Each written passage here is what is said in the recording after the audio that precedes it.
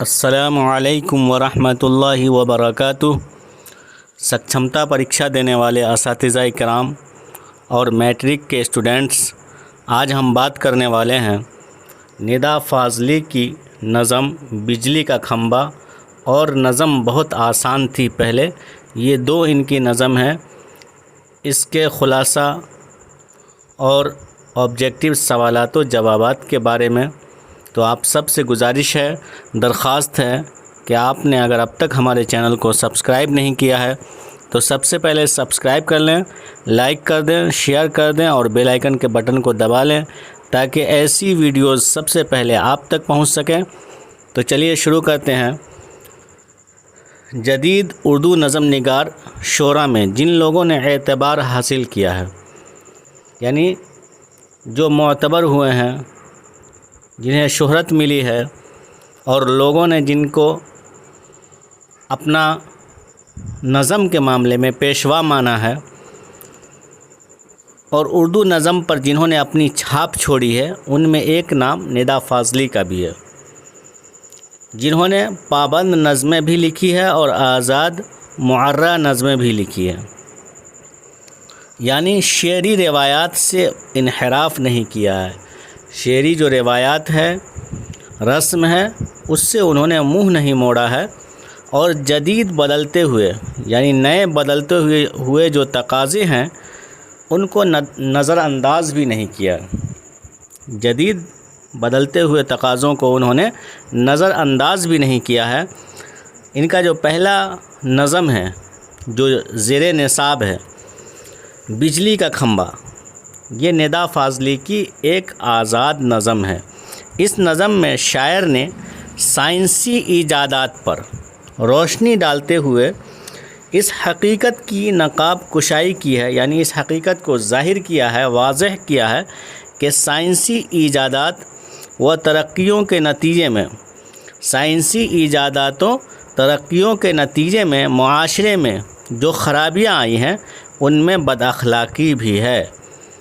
یعنی سائنس تو ترقی کیا، لیکن ساتھ ساتھ معاشرے کے اندر، سماج کے اندر کچھ خرابیاں بھی آئی ہیں، جن میں سب سے بڑی خرابی کیا ہے کہ انسان بد اخلاق ہو گئے ہیں، ان کے اخلاق بگڑ گئے ہیں۔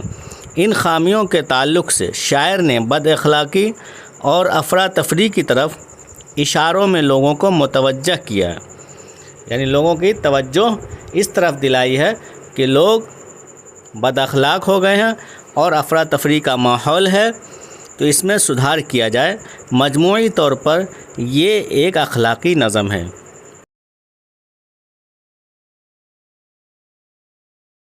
نظم بجلی کا کھمبا ایک اخلاقی نظم ہے۔ دوسری نظم میں شاعر نے صنف نظم کے فنی عروج و زوال کو بیان کیا ہے کہ اس میں کیا اتار چڑھاؤ آیا ہے، زوال آیا ہے، عروج آیا ہے۔ اشاراتی زبان استعمال کرتے ہوئے شاعر نے کہا ہے کہ ابتدا میں نظم کہنا نسبتاً زیادہ آسان تھا، یعنی شروع میں نظم کہنا پہلے بہت آسان تھا۔ ادب اپنے عہد کا آئینہ دار ہوتا ہے، یعنی جس زمانے میں جو ادب ہوتا ہے اس عہد کو وہ ادب بیان کرتا ہے، یعنی اس زمانے کے حالات کو بیان کرتا ہے، اور شاعری ادب کے اس آفاقی اصول سے اچھوتی نہیں ہے۔ اسی لیے بدلتے ہوئے سیاسی حالات اور مذہبی شدت پسندی نے نظم کے آہنگ کو بھی رفتہ رفتہ بدل دیا ہے۔ آج کے بدلتے ہوئے معاشرتی قدروں اور سیاسی بے اصولی سے نظم متاثر ہوئے بغیر نہیں رہ سکی ہے۔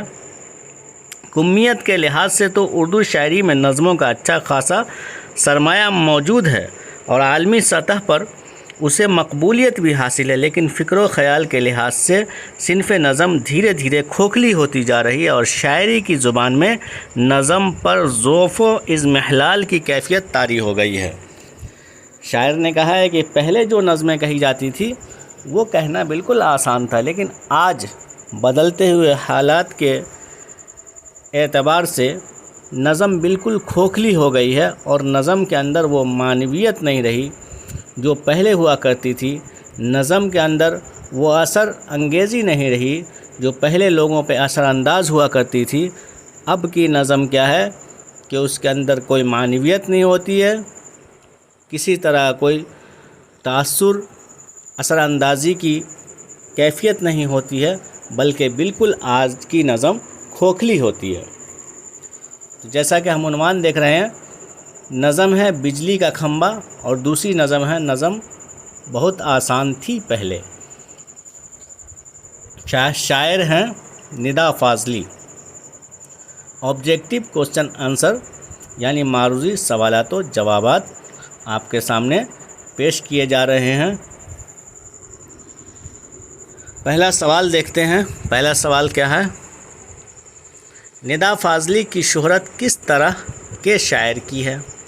तो निदा फाजली जो है जदीद नज़म निगार हैं, यानी नए नज़म निगार है, जो नज़म की नई किस्में हैं उसके वो नज़म निगार हैं। अगला सवाल है निदा फाजली की पैदाइश कहाँ हुई? तो इनकी पैदाइश ग्वालियर में हुई। निदा फाजली की पैदाइश कहाँ हुई? तो ग्वालियर में निदा फाजली की पैदाइश हुई। अगला सवाल है अदबी ज़िंदगी के आगाज़ में निदा फाजली ने कौन सा पेशा इख्तियार किया? अदबी ज़िंदगी के आगाज़ में निदा फाजली ने कौन सा पेशा इख्तियार किया? तो इसका जवाब है सहाफ़त। अगला सवाल है निदा फाजली ने अपनी नज़मों में समाज के किस तबके के मसाइल को उभारा? तो इसका जवाब है कमज़ोर तबका। इसका जवाब क्या है? कमज़ोर तबका। अगला सवाल है नज़म बिजली का खंबा किस तरह की नज़म है? नज़म बिजली का खंबा किस तरह की नज़म है? तो इसका जवाब है आज़ाद नज़म। अगला सवाल है लफ्ज़ों का पुल किस शायर का शेरी मजमुआ है? तो इसका जवाब है निदा फाजली। ये निदा फाजली का क्या है? शेरी मजमुआ है। अगला सवाल देखते हैं। अगला सवाल है नज़म बिजली का खंबा के अलावा निदा फाजली की कौन सी नज़म आपके निसाब में शामिल है? तो इसका जवाब है नज़म बहुत आसान थी पहले। अगला सवाल है निदा फाजली के शायरी मजमूए कितने हैं? यानी शायरी मजमूए की कितनी किताबें हैं?